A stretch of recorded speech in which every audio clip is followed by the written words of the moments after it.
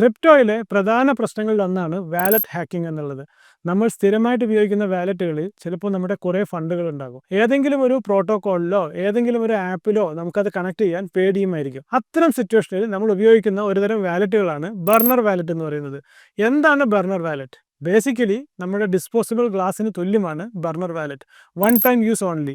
അപ്പോൾ ഇത്തരത്തിലുള്ള വാലറ്റുകൾ ഉണ്ടാക്കി കഴിഞ്ഞാൽ ചെറിയൊരു ഫണ്ട് അതിലേക്ക് ഇടുകയും ആദ്യമായിട്ട് നമ്മൾ കണക്ട് ചെയ്യുന്ന ഡാപ്പുകളിലോ പുതിയ ആപ്ലിക്കേഷൻസിലോ പ്രോട്ടോകോൾസിലോ കണക്ട് ചെയ്തിട്ട് അത് ഹാക്ക് നടക്കുന്നില്ല, ജെനുവിനാണ് എന്ന് ഉറപ്പുവരുത്തുകയും ചെയ്യുക. അതിനുശേഷം ഈ വാലറ്റ് ബേൺ ചെയ്ത് കളയും. അതുകൊണ്ട് തന്നെയാണ് ഇതിനെ ബർണർ വാലറ്റ് എന്ന് പറയുന്നത്.